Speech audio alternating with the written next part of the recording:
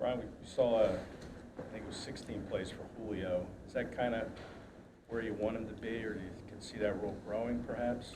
Yeah, we obviously had a plan going in, and to get him around that number of snaps, and he did a great job of studying the plan, getting himself ready to go in a short amount of time. But he's a guy who is obviously a very, very talented player. He's a great person, and we're happy he's here. Did a lot better in the red zone this past game. What do you attribute to that success that you guys had against the Dolphins? Yeah, the guys did a great job of executing, making plays, and putting guys in a position to where they could go and do what they do best. But for us, we talked about this a lot as obviously an area of emphasis, and something that we obviously need to be better at. So just our focus, our attention to detail of what we were doing to make sure we came away with 7 instead of 3. Lane was back, and obviously that's big for the offense. But as a play caller, kind of luxury is it to have both tackles, Jordan and Lane, that you don't have to worry about too much? There's a lot of confidence. It creates a lot of confidence for our entire offense, and our offensive line is obviously a huge part of our success, and the talent that they have, the physicality that they play with, it really, really sets the tone for us. And anytime that we have those type of players playing at that level, it definitely makes everybody's job a little bit easier. And Lane is unquestionably one of the best players in the entire NFL, and anytime he's out there, it makes a huge difference. Dealing with something like you said at the beginning, and Nick said, how do you tailor the play calling accordingly? Well, yeah, we talk about this a lot. Is we always want to, anytime we run any of these designed quarterback runs, we always have Jalen's health in mind, and he's as tough as they come, and he does a great job of communicating of what he's seeing out there. And so, for us, when we put the plan together, those are questions that we always ask ourselves and answer ourselves on a weekly basis, not only specifically with quarterback runs, but with every play, as we kind of go through what are the potential landmines, what are the issues that could happen with this particular scheme, and then we act accordingly. Does he communicate his health throughout the game, or do you guys sometimes have to monitor that on your own? Yeah, there's been occasions over the past 3 years where it's been both, and I think, as Jalen continues to grow and continue to develop as a player, we always talk about our communication has to be very seamless, and that's key to organizing the entire thing. Is everybody has to be on the same page. We have to be able to communicate and have conversations about what we're seeing out there on the field, and react accordingly to that. This is a historic stretch that A.J. Brown is on. What insight do you have about him that you kind of learn as an OC, and then as this is going, do you try to find different ways to get him the ball in addition to what he's already done? Well, he's one of our best players on our offense, and he's a fantastic player. He works extremely hard throughout the course of the week in practice and preparing and getting himself ready to play.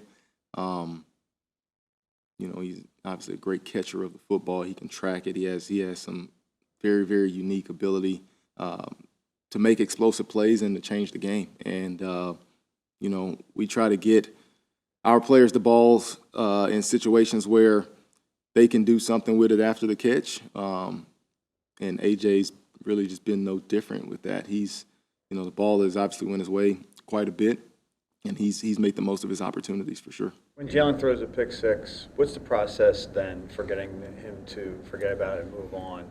And he drove you guys to a touchdown the next drive. Yeah, we talk about this a lot, is our dog mentality of being able to have that short-term memory and being able to not let the previous play affect the next play. And, ultimately the game is just a series of that, and that can happen in a positive manner. It can happen in a negative manner. If you make a great play, it doesn't matter. If you make a play that's not great, it doesn't matter. It's about the next play. And, having that mindset and really detailing that mindset, I think is something that all great players have, is the ability to refocus themselves and really be present in that moment. And it's not easy to do because, nobody wants to throw a pick six but those plays do happen in the game of football. And, I think it just goes to show the type of mentality that he has, of how he's able to respond. And, I think ultimately this game is just about a series of responses, whether it's good or bad. And Jalen has a mindset to do that. Do you see Jalen maybe growing a little bit more, trying to grow a little bit more inside the pocket as a passer, and even when he breaks, contain, trying to make a play down the field, kind of like he did on that 4th and 3 throw to AJ for that 32-yard pickup. Looked like he had some space there, but he threw it. Yeah, there's there's definitely growth in that, and that's something that we've talked about, personally over the last couple of years is being able to really just maximize all of our ability on scrambles. And I think one of the things that ends up happening is just having great spatial awareness of where the line of scrimmage is, and really, really knowing the rule in terms of your whole body has to be past the line of scrimmage for it not to be good. So of just having that spatial awareness of when you're in the drop back and you're 10 or 11 yards deep on a scramble, of how much room you have vertically to really make a play. So, that's something that we've obviously discussed and something that he's continued to get better at. On the fumble, is there a teaching point to that, or for that specific play, or is it just? Yes. If you look at fumbles throughout the National Football League, you tally them all up at the end of the year, the majority of them are sack fumbles in the pocket and the quarterback fumbling the ball in the pocket. So, the one thing that we always try to emphasize is 2 hands on the ball in the pocket. And in that particular clip, Jalen did have 2 hands on the ball, but, we just got to continue to be firm and detail it and really minimize those type of game-changing plays. So, for us, that's something that, we talk a lot about in our individual work, ball security, and, we just got to keep pressing it and keep pushing forward and keep trying to improve. Why are defenses seemingly picking up on the QB draw more this season?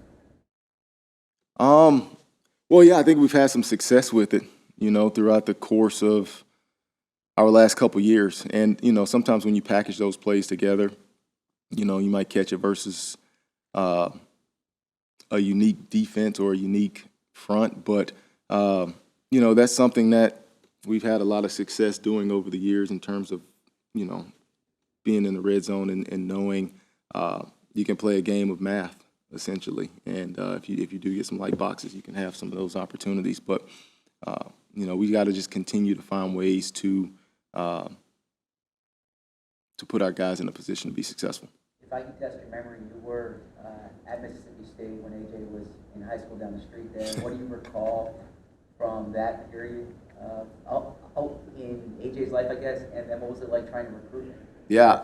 Well, yes, that is very I remember that quite. AJ was literally 5 minutes away from campus. He came to summer camp his junior and senior year, I think.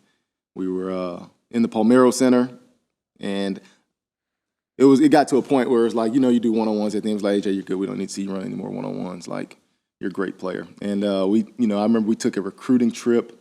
We went to his house, and we took the entire staff. I mean, it was probably 9 coaches, and we went to his house on a recruiting visit. And I'll never forget when we were leaving, we saw the Ole Miss coach's car, parked on the side of the road, waiting for us to leave so Ole Miss can come in after us. So that was, that was a tough one to not be able to get him. But obviously he had a great college career. Was having a great professional career. And it's just, AJ's a great person. And, you know, he's a pleasure and a joy to work with every single day. Just the energy that he brings, the effort that he plays with, obviously the production. You know, it's great to have him around.